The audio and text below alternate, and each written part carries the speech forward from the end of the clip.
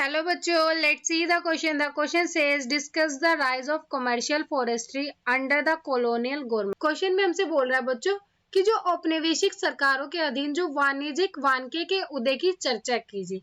Key concept of this question is commercial forestry.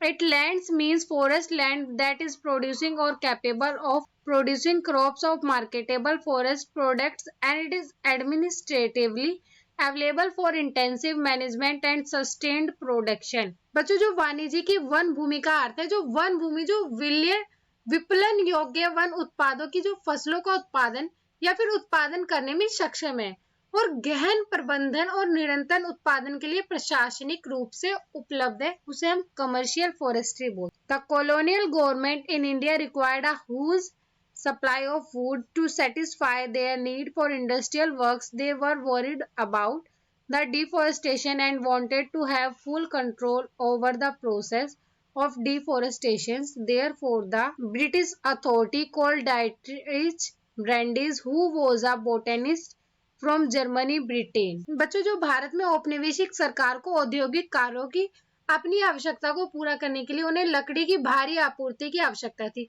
और उन्होंने वे वनों की कटाई से चिंतित थे और वनों की कटाई की प्रक्रिया पर पूर्ण नियंत्रण रखना चाहते. इसलिए डाइट्रिच ब्रांडे को बुलाया जो जर्मनी ब्रिटेन के वनस्पति शास्त्री थे. He gave some ideas to conserve the forest of India, including the need to train people in the science of conservation, implementation of the new rules with regard to the forest, and restriction of grazing in the forest to take control of deforestation in India. The British authority promoted commercial crops such as sugar, cotton, jute and indigo.